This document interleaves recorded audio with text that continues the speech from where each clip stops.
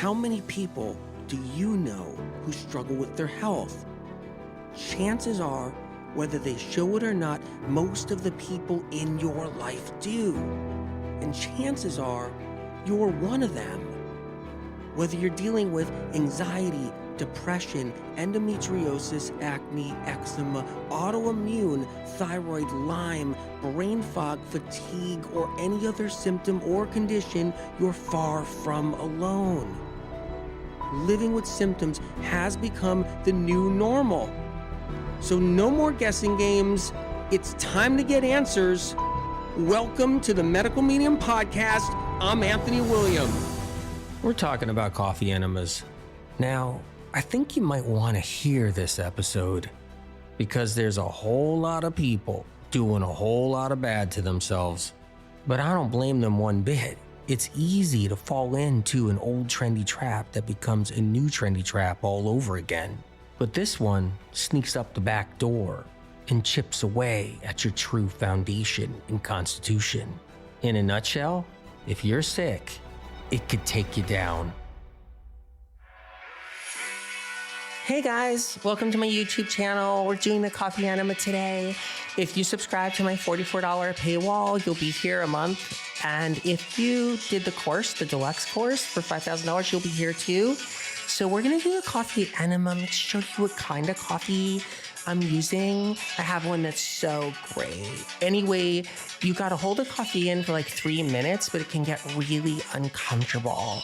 And that's okay because you can put on something relaxing, like a podcast or something, or a meditation while we're doing this. Whatever works for you, like whatever your truth is, just do it. Anyway, this is gonna be helpful for detoxification of blood and the liver and bile. And I'm energetic after I do it, and I feel really good. It's like so amazing. Anyway, let's get started. Coffee enemas are popular. They're long-standing. Theoretically, the idea is it cleanses toxins out of the liver. That's a great idea. We want toxins out of the liver. We want our liver cleansed and healthier. Why not? So that's why coffee enemas really sound good.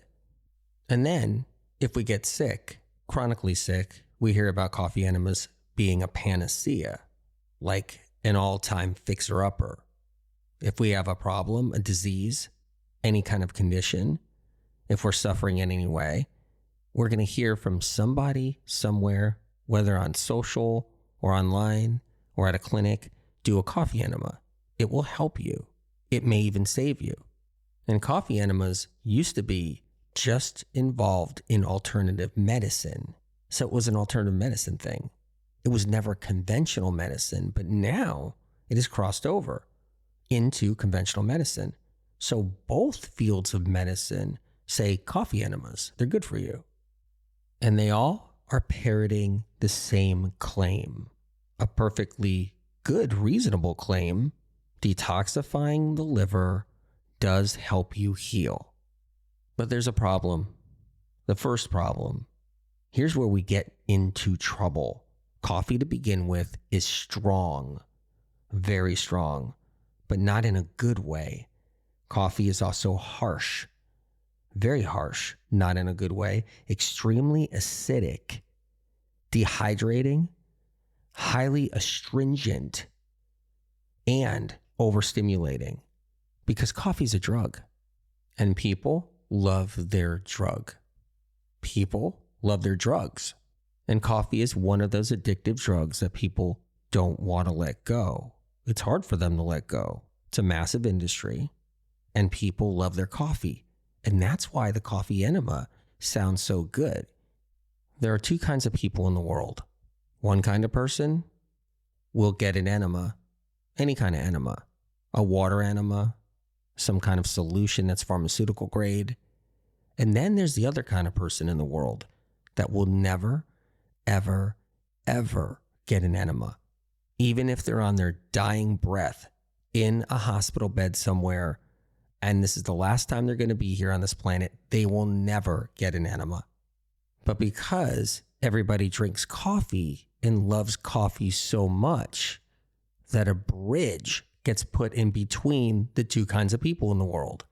And even some of the most stubborn people that would never get an enema will consider an enema only because it's a coffee enema. It's the only way they'll ever even consider it. They may still not do it, but there are some people that break, and they break because they think about it and they're like, coffee? I like coffee. Okay, doctor or practitioner or health coach, I'm going to do it. Now remember, coffee is really acidic, extremely astringent, very harsh. So what happens when we drink coffee, we have a buffer. Our stomach is that poison control shield. It buffers things that aren't good for us. It buffers things that are really, really harsh. So our stomachs are designed to actually try to withhold poison as long as possible in hopes that we vomit the poison up, or that we get a chance to exit the poison up the esophagus, out of our mouth, and out of our body. So our stomach is a buffer zone. It holds on to things not just for digestion, not just for assimilation, not just for enzymes to start breaking things down. Our stomach purposely holds things in there just long enough in case something is toxic or poisonous, in case we ingested something that's extremely bad for us. This doesn't mean coffee makes you vomit. That's not what this is. It may make somebody vomit out there, I'm sure. Somebody doesn't like coffee or they're sensitive to it and they vomit it out if they drink it, but it's not meant to happen that way. But nevertheless, it's a harsh, toxic poison that sits inside the stomach, and the stomach buffers it. It buffers the acidity, which is extremely harsh. It buffers the astringency, and it buffers the caffeine. Most importantly, the caffeine.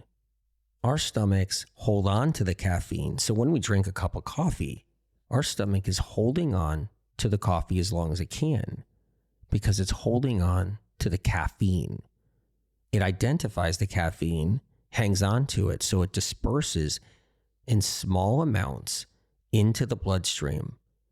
It's holding the caffeine back as much as possible and as long as possible, so only increments of the caffeine enter into the bloodstream, not all at once. Because when it enters all at once into the bloodstream, it attacks the heart. Our stomachs have a two-step identification process. One step, the stomach knows what's entering into it. The tissue itself is experiencing it and absorbing it. Second step, a signal from the brain matches the stomach's understanding. They both connect. The brain, the nervous system, sends a signal telling the stomach to hold on to that caffeine as long as possible. The stomach agrees, communicates with the brain, and holds on to the caffeine as long as possible. And one of the most important reasons this communication happens to hold on to that poison, that caffeine, as long as possible inside the stomach is because if it was released all at once, there would be an emergency. The emergency would be adrenaline being released on a large scale, a large release of adrenaline, so large it can injure and damage the brain, heart, and liver.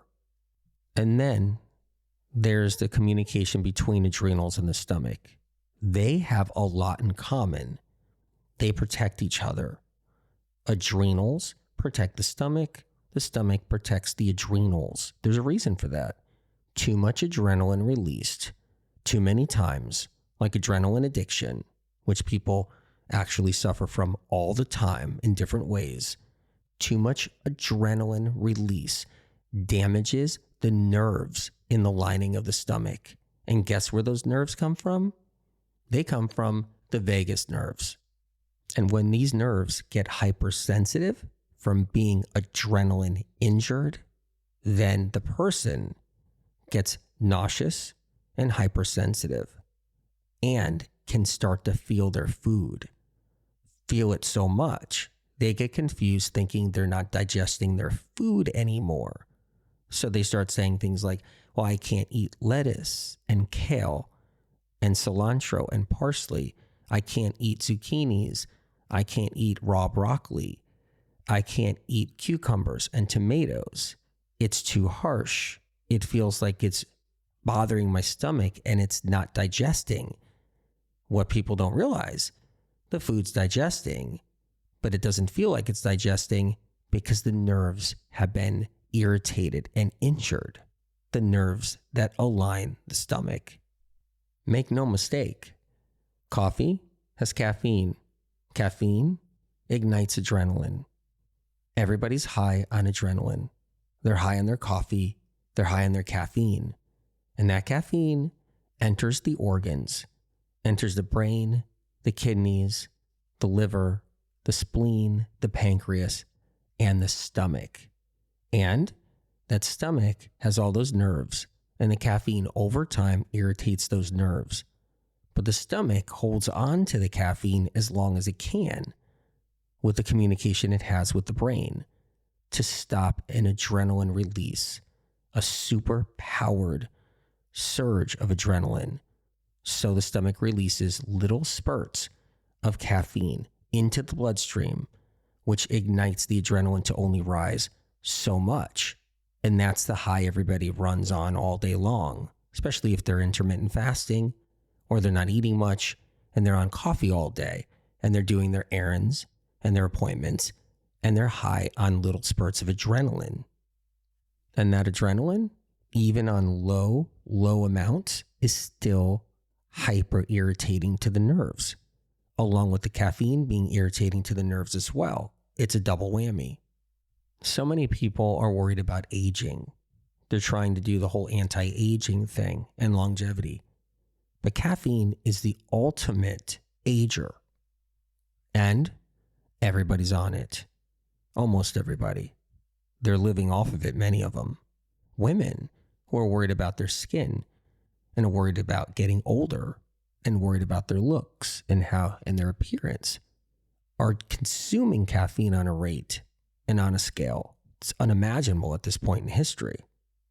And a lot of women nowadays are worried about what they eat, how they take care of themselves, what they're doing for themselves, their exercise routines, and the spas they go to get lymphatic drainage, and the saunas, and everything else they're doing. So what they're essentially doing is they're battling the bad that they're doing. They're hooked on the caffeine, and then they're trying to counter it without realizing it with all these other things they're doing. So it's a constant war. It's like doing some things that could be helpful to support the thing that isn't helpful while not even realizing this is happening. They need their coffee. They need their caffeine to function, to do their appointments, to do anything at all day long. And the coffee's aging them. The caffeine's aging them. And at the same time, they're using the caffeine to give them strength and energy and fortitude to go and do all their myriad of appointments all day long that are anti-aging. And then there's the men, the new man, not the old man in the past that drank coffee in the morning during his break time, maybe one more at the end of the day. No, talking about men that are in the saunas, at the spas every day, doing their exercise routines, sitting there on social all day long. And they're hooked on caffeine too. And the caffeine is giving them energy and giving them fortitude to push through their day and get all their appointments done. They're doing things that are aging them, like the coffee and the caffeine and the energy drinks. And at the same time, they're trying to do other things that are anti-aging. When coffee enters our stomach, it challenges our pH environment. It challenges our stomach's environment, our gastric glands, our gastric juices, our HCl. But our stomachs can handle many times a strong brew. They can handle it enough. It hinders our stomachs. It lowers our HCl over time, which breaks down protein. It destroys our gastric glands throughout the years.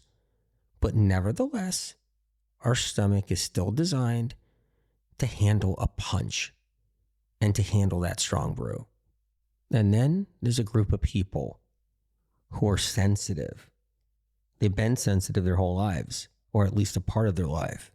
They have a pancreas issue, gallbladder problems, weak stomachs, maybe Crohn's, colitis, or IBS, maybe some kind of digestive compromise or distress.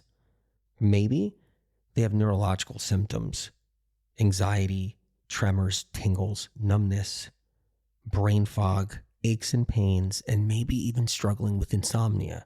And they know coffee doesn't sit right with them. And that leads us to another two kinds of people in the world. One doesn't have a lot of neurological problems, neurological symptoms. They're not struggling with chronic illness. They got in the moment a stomach of steel, and they can do fine with coffee. They can drink it all day long and every day.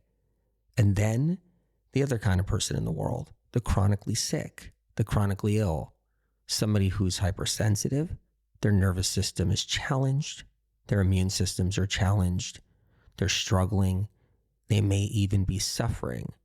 And both these types of people in the world get told to do a coffee enema. And that takes us to the coffee enema itself.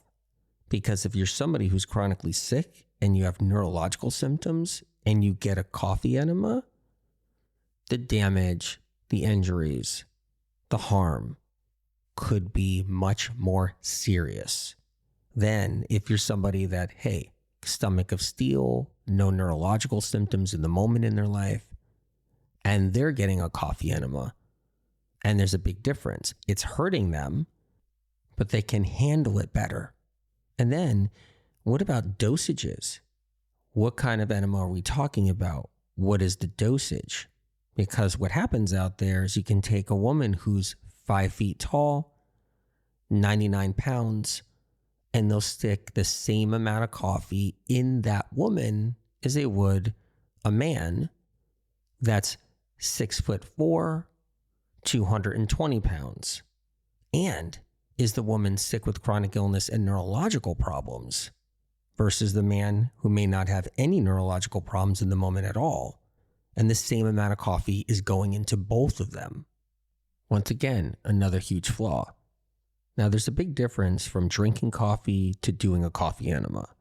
When anything goes in the stomach, regardless if it's a can of soda, if it's something else, if it's a food, if it's a glass of milk, if it's a parasite you picked up at a restaurant eating out, regardless of what it is, the stomach is built to deal with it. But if it goes up the rectum, if it goes into the anus, if it goes up into the colon, and it's forced up there, it's a different story. The stomach doesn't apply anymore. The stomach's ability to buffer, to delegate, to protect, to withhold, all gone. All of it out the window. It's an entirely different thing we're talking about now. The hydrochloric acid in your colon is much different than when it was when it started in your stomach, produced by your stomach glands. It was fired up, it was strong, it had strength to it. By the time it gets to the colon and almost out of the rectum, that hydrochloric acid is nothing to what it used to be. It has no protective measures anymore. It has no ability to digest or break down anything or pull apart anything. It's useless. It just becomes part of your elimination now. So let's talk about what happens when you insert coffee up your anus. So I just got back from the drugstore. Let's see, it says open up here. Let's see, undo wrapper, pull tab, connect. It says unscrew. I'm going to unscrew this top here. Any directions. Did you prepare your coffee? I have to figure this out. I do have my coffee here. Let me just see. All right. And I think I could fill this up, but I can't do this without some music. I need a little music to relax me a little bit. Let me see. All right. So take this pipe and insert it. It says insert it into your rectum. Okay. All right. Oh. Ooh. Ooh. Ooh. Oh. Yeah. All right. Okay. Squeeze the bag. All right. I'm squeezing the bag. I'm trying to... Ooh, ow. I'm on the floor right now. I think I need some help. I just spilled it everywhere on the floor and it came out. I think I have to reinsert it. Oh God, it's getting everywhere. I have to get some towels. Our liver's protective buddy and friend is its stomach. The stomach. The liver's stomach, our stomach, the body's stomach, it is the liver's best friend. It buffers everything. And when it's not there and it doesn't have the liver's back and something enters up through the rectum into the colon and into the bloodstream from behind, not in our mouth, but from underneath us behind, it's an entirely different story. And our liver's not protected anymore. And our liver is very vulnerable. Our livers are never meant to take a direct hit, a direct attack, or a direct punch. It never gets a direct slam. Everything that hits the liver has always been buffered, including alcohol. When somebody drinks a whole bunch of alcohol, which is going to affect the liver in a bad way, that alcohol sits in the stomach and gets buffered by the stomach and time released into the bloodstream. So the liver doesn't get the first punch. And our colon is not a buffer. It's not our stomach. It has nothing to do with our stomach as far as how the layout works with the tissue, the thickness, the design, the cell structures. All of it is different. The colon is not a buffer for the liver on any level. The colon instead is a direct passageway to the liver. And that might sound like a good thing because we're trying to detoxify the liver with the coffee, but it's not a good thing. Anytime anything enters the rectum and is released into the colon, it sets off an adrenaline release. An adrenaline response. But it doesn't mean it's the end of the world. So if someone takes somebody's temperature with a rectum thermometer and it enters into the rectum, some adrenaline is going to be released. Your adrenals are going to respond. It's a protection method. And if someone sticks the hose or the pipe to an enema bag into the rectum, it's going to create an adrenaline response. And adrenaline's going to be released. It's not the end of the world. But it depends on what's being put into the rectum, into the body, and into the bloodstream. When it comes down to coffee, that adrenaline is responding and those adrenals are responding to the caffeine in the coffee. So when caffeine goes into the colon through the rectum, an urgent response occurs. The emergency. The button is pressed. The adrenals start to react instantly, and the adrenals start to flood large amounts of epinephrine, large amounts of adrenaline into the bloodstream immediately. And then the person's in fight or flight. So if the person's laying on the bathroom floor and they're doing an enema and they're sitting there or they're laying there and they're in their bathroom, they're in fight or flight. They're in something they're not supposed to be in. They're in something that's reserved for a real problem, an outside invader, some kind of other emergency, some kind of bad news. It isn't supposed to be happening this way, but yet their whole body is going into fight or flight. So as they're pumping innocent coffee up their anus, into their colon, into their small intestinal tract, because it can go that far, and then all that caffeine is surging through and pushing through the colon and the small intestinal tract, filling the bloodstream, getting to the brain. The brain's also reacting, communicating with the adrenals. And now the adrenals are in super high gear. They're releasing even more heavily a bombardment of adrenaline into the bloodstream because this is an urgent situation. The body is under great threat. And then something magical happens. The person starts to feel better because they're high. The person is feeling the effects of an adrenaline high. Adrenaline is pumping through the entire body. It can be euphoric. They're feeling something. They're feeling elevated.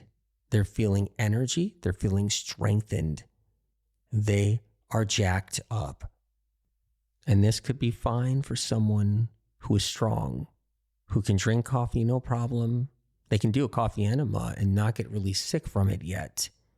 And they can sit there and feel that euphoria from that adrenaline high. But there's somebody that actually has a neurological symptom or condition or problem. They're hypersensitive. Maybe they have panic issues and anxiety issues. They're going to be feeling something different. They're going to be high on their adrenaline, but their nerves are going to start going on fire and overreacting. And then there's the coffee's harshness, acidic nature, astringent nature that's entering the bloodstream, that's aggravating the colon and the small intestinal tract that was never buffered ever because it's going up through the rectum into the colon. And that toxic coffee is now wreaking havoc. And it's heading to the liver. It's heading through the bloodstream. It shouldn't be entering the bloodstream without digestion and proper time release. It wasn't time released at all. It was just shot up there, pumped up there, and then it just entered where it was going to enter. And this is not a good thing. People would say, well, it's detoxifying. It's going to cleanse and detoxify my liver. But here's the interesting thing. The liver does not like to be forced for detoxification.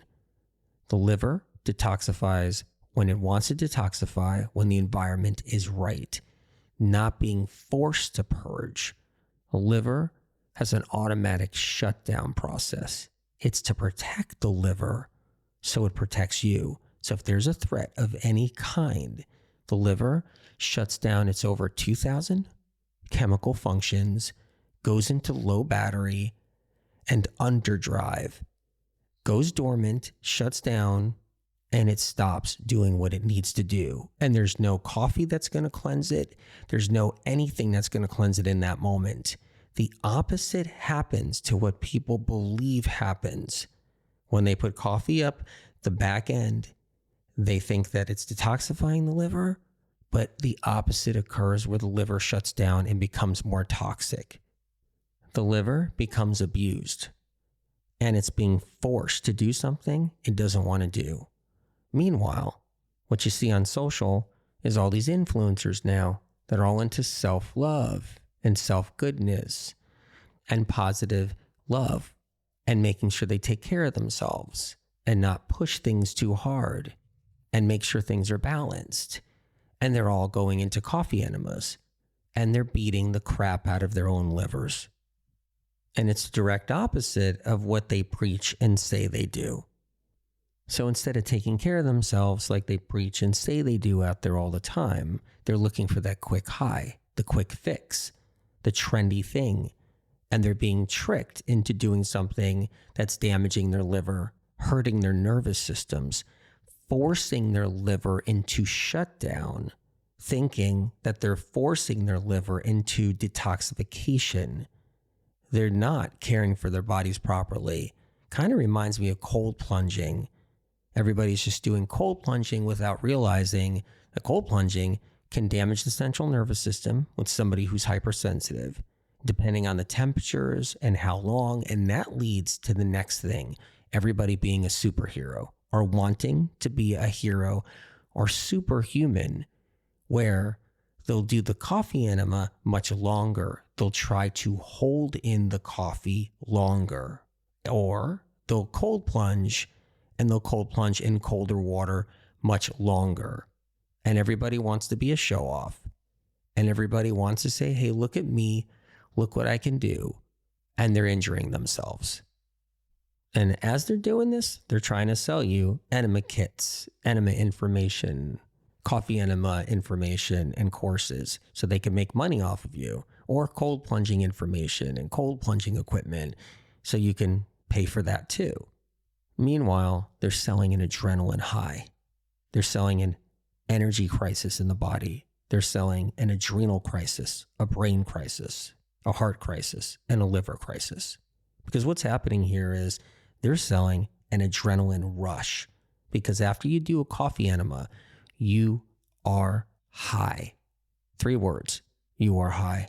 You're high in caffeine, and you're high on the adrenaline surge of the body under attack because it was dangerous on the body, and the body saw it as a threat. Unauthorized rogue toxins coming from coffee being forced into the bloodstream at an accelerated rate unlawfully into the body. So once you pass being a beginner of coffee enemas, you start going into that, let me hold the coffee in me longer. Let me get more effects. So what influencers will do now, they're trying to sell the whole coffee enema approach. They're trying to show off and tell their crowds that they tend to hold it in longer, that they tend to squeeze it in, kind of squeeze their legs and try to keep it inside their colon and small intestinal tract, try to push it as far up as they can to get all the detoxification effects possible. But what they don't realize is they're putting a drastic strain on their own hearts. They're endangering their own heart, which could lead to some people having a heart attack and dying from coffee enemas. And this strain on the heart causes an adrenaline release that surpasses a smaller adrenaline release, or even a smaller one.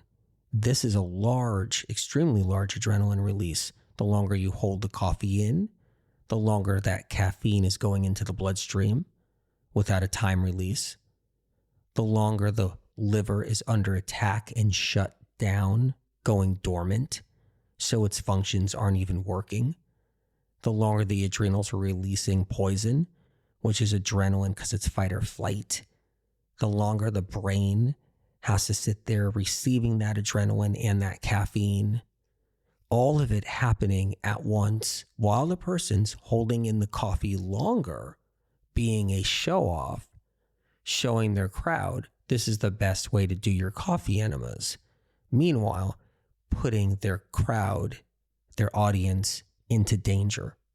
And during this process, as the liver shut down, the liver's preparing itself to go into high gear, to have to accelerate its functioning, which means it will not detox at all because it has to work, because it has to collect and absorb and soak up all that lethal, damaging adrenaline that's completely being ejected out of the adrenals, which, by the way, ages the person faster and faster and faster. The more coffee enemas, the quicker somebody ages because they're depleting their adrenal strength, the same adrenal strength women need for their pregnancies, for birthing children, the same adrenal strength they need for having sex, the same adrenal strength they need to exercise daily. They're depleting it. They're destroying their adrenals for the future, and they're aging themselves faster. So when they hit their 50s or 40s, they're going to look like they're in their 60s. Unlike regular enemas, which are much safer and very safe in many ways, coffee enemas have a boomerang effect. What happens is poisons that are actually leaving the liver naturally before the enema are gathered back up by chemical compounds released by the liver to protect the brain and the heart and the kidneys. The liver has to start shutting down But then when it goes back to work, it's collecting as much poisons and toxins in the bloodstream as possible so nothing leaves. It collects them to protect your brain and other organs. It's a boomerang effect. It does the opposite. You can't force the liver to cleanse. You can only give your liver the necessary tools. But coffee enemas are not a tool for the liver to cleanse. It's the opposite. It shocks the liver into protecting, becoming a mama bear, and protecting the brain and other organs. The true definition to coffee enema is robbing Peter to pay Paul. And that's what's happening. It's stealing precious adrenaline so the person can become euphoric and feel high after the coffee enema's done, and then feel like something good happened, when in the end, they got high off of adrenaline that was tomorrow's adrenaline. Tomorrow's reserves to protect you. It was adrenaline stolen for a quick high with a bad trend. Adrenaline borrowed for a rainy day. No, adrenaline borrowed, used up, and thrown away. What most people will notice when they do a coffee enema is accelerated heart rate. That accelerated heart rate is the epinephrine, the adrenaline being released into the bloodstream. But keep in mind that that accelerated heart rate puts pressure on, guess what? The heart. It puts the strain on the heart. Now, some people who do a coffee enema will get the accelerated heart rate right at the beginning, right at the start, and it'll push all the way through. Some people, it's a little delayed. The accelerated heart rate goes up, but it's not as noticeable. But after the coffee enema's done, the accelerated heart rate goes much higher at that point. It's euphoric. It feels good. It feels like an accomplishment. And when you think you're releasing all these toxins and you're helping your liver, it's kind of twofold. It's like, I just did something really good for my liver. I just helped myself and I feel great. I'm going to recommend this for somebody else to do. But keep in mind, if you're going to do a coffee enema anyway, and even listening to this, you say to yourself, I'm not going to listen to this guy. I'm going to do one because the health professionals are saying it's good. The influencers are saying it's good. I want to try it. Then take this information very seriously. Do not hold it in long. If you're going to do one no matter what, you got your own free will, and you're going to do it, do not hold the coffee in long term. Quick in and a quick out. Do not hold it in there. You can get really sick. I've seen people out there, and I know that you can get very, very ill and even damage your own central nervous system doing it. And consecutively, if you're doing it often or you're doing it a lot, and at the beginning, things are going okay, but by the 10th time or the 50th time, it's eventually going to bite you on the ass. And you're going to be highly reactive to a coffee enema where your whole body's going to shake and go into convulsions and tremors. And the bad part about that is, even when the coffee enema is done, those shakes and those convulsions and those tremors could always be there at a hairline trigger. That means they're hovering from behind and something else can trigger them easy. Meanwhile, the coffee enemas were truly the thing that really pushed them over the edge. And if you're somebody that feels you were harmed by coffee enemas, or you knew it was hurting you at the time, or you're concerned about it, look into medical medium information. Ask your doctor if it's right for you. And what you'll find is it doesn't promote adrenaline to just be pouring out everywhere. It doesn't promote aging. It doesn't promote caffeine. Instead, it doesn't give you a high. It restores the body so you don't need stimulants at some point in your life down the road. Because a lot of people, they're on stimulants every day. They're looking for that adrenaline high. And they do trends like cold plunging or coffee enemas where they're getting this excessive adrenaline rush. And they feel like it's moving them forward.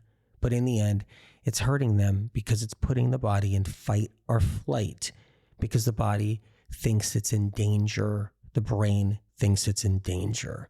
Now, for the ones that feel that I didn't maybe give enough information on the cold plunging claim that it's not good for us, keep in mind, when you stick yourself in ice water, the body is under threat and the brain is under threat and the body is looking to protect itself. So it's releasing adrenaline to keep the brain from freezing. And that becomes an adrenaline high, which makes people feel like, whoa, they're superhuman, or they get that rush like it's incredible. And cold plunging is not for everyone. I was the first person to put that information out there, and now influencers are just starting to talk about that too, because they know that if you push it too far, you can get hurt. And they know the medical medium information has been talking about that for quite a while out there. So, but the coffee enema, same thing. If you push yourself too far with it or you've been involved with it, know that there's healing you can do, restorative healing that doesn't require robbing Peter to pay Paul.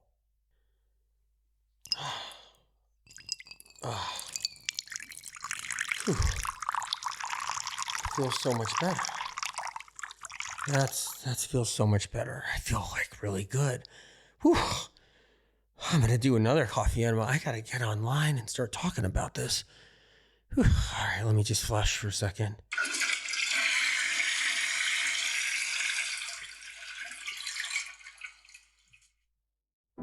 So many mistakes made in the health field, experimenting on the sick without a care in the world. Every influence opportunist jumping on board. Maybe they can sell something that never worked before. Make it shiny and new and looking above board. Who cares who it hurts? What are you gonna do about it? You're not my lord. Coffee enema, another screw up for the millennia. Got to keep your antenna tuned in to the wannabe popular scene that's reviving every new old trend. Cha-ching, cha-ching. It's obscene. Robbing Peter to pay Paul gives you the energy you need for a shopping haul. Meanwhile, your health is stalled. It's all fun and games until the road you're on falls. Your nervous system hits a wall. Who do you call?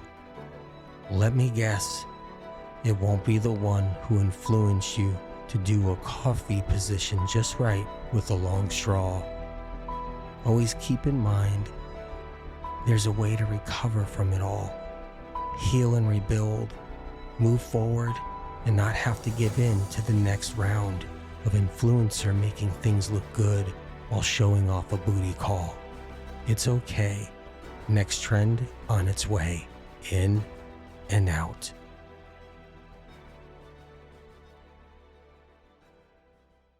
Original published medical medium information gets stolen and poached by podcast doctors, social media doctors, influencers, and medical clinics. Medical medium information has never yet been proven wrong by medical science and research. Instead, the opposite. Only proven right and then taken from medical medium published material and used in the conventional and alternative health communities. Medical medium information continually sets the stage for medical science to understand chronic illness better. If you choose to share or use the original, unique content from the Medical Medium podcast, books, or Medical Medium social media, please cite where this information comes from, so others who see and learn of this information have a chance to know where it all originates, to give them an opportunity to heal, so they don't end up losing years of their life searching for answers like so many have before them. The Medical Medium information here on this podcast doesn't come from broken science, interest groups, medical funding with strings attached, botched research, lobbyists, internal kickbacks, persuaded belief systems, private panels of influencers, health field payoffs, trendy traps, or gathered bits and pieces of gimmicky confusion. Because chronic illness is exploding like never before in our modern day history, it takes a greater force than us down here. It takes a helping hand from above. Medical medium information has street cred. It's an organic movement of countless people around the world healing. More healing stories of real people not being paid to tell their life-changing experiences of rising out of the ashes of sickness and entering into the light of full recovery, getting their lives back and finally healing when nothing else in the world of health could move the needle and get them better. The information on this podcast is not man-made. It comes from above, from a higher source. Whatever you believe in, whether God, the universe, the light, or the creator, or if you believe in nothing at all, that we're just floating through space together on this rock, know that the information you hear on this podcast is separate from all the other noise out there. It comes from a different place, a pure, untampered with, advanced, clean, uncorrupted, original, primary source, a higher source, spirit of compassion.